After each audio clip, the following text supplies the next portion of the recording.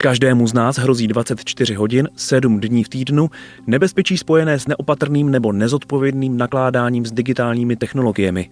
Máte chytrý telefon? Nakupujete občas online? Nebezpečí, že vám někdo takzvaně vyluxuje účet v bance, se tedy týká i vás. Ohroženy jsou ale také a především celé státy. Napadena může být totiž takzvaná kritická infrastruktura státu, tedy energetika, administrativa nebo zdravotnictví.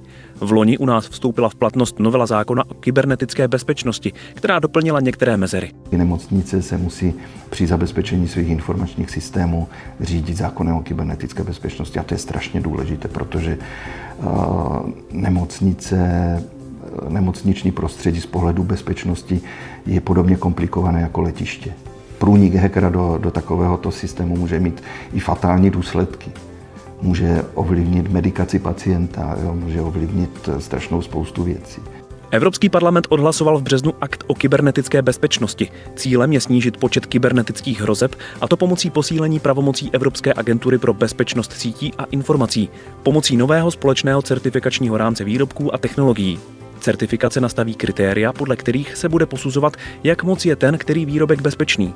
Akt zavádí jednotnou soustavu, ovšem o 3 stupních. Je totiž samozřejmě rozdíl v certifikaci například pro chytré hodinky do posilovny nebo na straně druhé pro složité systémy zajišťující dodávky vody. My jako spotřebitelé, jako osoby, které využívají mobilní telefon, tak jsme přes ten mobilní telefon zranitelní. Naše data, naše domácnost, spotřeba energie podle toho, jak sofistikovaně s tím mobilem nakládáme. Když vám řeknu, že některé mobily už jsou vyráběny tak, aby se přesně mohli lidé de facto sledovat nebo aby byli zranitelnější. Naprostá většina bezpečnostních problémů vychází z lidského faktoru. Protože my umíme zabezpečit tisíce kilometrů dlouhou cestu od jednoho počítače k druhému, ale nedokážeme zabezpečit těch 40 cm od monitoru k tomu uživateli. Nějaká certifikace prostředků je dobrá za předpokladu, že se dělá pořádně, za předpokladu, že to není papírová válka. Certifikace bude zpočátku dobrovolná, ale členské země by měly v oblasti kybernetické ochrany značně posílit spolupráci. Podle Evropského parlamentu budou také přijata opatření v oblasti hrozeb spojených s rostoucí přítomností Číny. Spekuluje se například o tom, že sítě 5G mohou mít zadní vrátka. Jak předejít kybernetickým hrozbám při instalaci 5G zařízení? Diverzifikací zařízení od různých dodavatelů, zavádění vícefázových procesů při zadávání zakázek, stanovení strategie na snížení závislosti Evropy na zahraničních technologických službách. Princip je naučit se těm hrozbám předcházet, naučit se je řešit, pokud i ta prevence nestačí v tu chvíli. To není otázka, která je pro Čechy zvlášť, pro Bulhary zvlášť, pro Němce zvlášť, pro Francouze zvlášť. Jakmile ten výrobek je na tom trhu a nevěnovali jsme mu pozornost, tak jestli pronikne Řeckem nebo Bulharskem, je úplně jedno, protože je na vnitřním trhu. A v ten moment jsme zranitelní všichni. Problém je v Evropě stále viditelnější i na národní úrovni. V některých členských státech až 50% zločinů spadá do kategorie kyberkriminality. A jak je na tom Česko? My jsme nemuseli propadat panice, že je tady nějaká evropská směrnice, kvůli které musíme předělávat zákon o kybernetické bezpečnosti.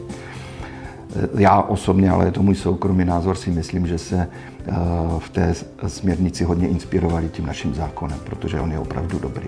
Česká republika je i díky Národnímu úřadu pro kybernetickou bezpečnost evropským premiantem, což je patrné i z Národního indexu kybernetické bezpečnosti. Započítává se například úroveň legislativy i vzdělávání v oblasti IT nebo schopnost země analyzovat kybernetické hrozby. Stačí používat password manager, správce hesel, stačí používat dvoufaktorovou autentizaci, dávat si trochu pozor a rázem se nestanete tím nejslabším kusem ve stádě. Specifickým problémem, který představitele Unie znepokojuje, jsou fake news. Navzdory hrozbě, kterou představuje pro demokratický systém, na boj s nimi neexistuje zaručený recept. Můžete obecně, aniž byste někoho hackla, se snažit vlastně vycítit nějakou náladu v té dané společnosti, co nějakým způsobem můžete přiživovat. Dezinformacemi, lžemi, i zprávami, které se na první pohled tváří velice pravdivě. Řada parametrů v té zprávě může být pravdivá, ale ten klíčový parametr může být posunutý někam jinam a rázem z toho máte úplně jinou informaci. Ve velkém dochází také ke zneužívání dat, což může mít fatální následky i během voleb. Ukázala to například kauza Cambridge Analytica během americké předvolební kampaně.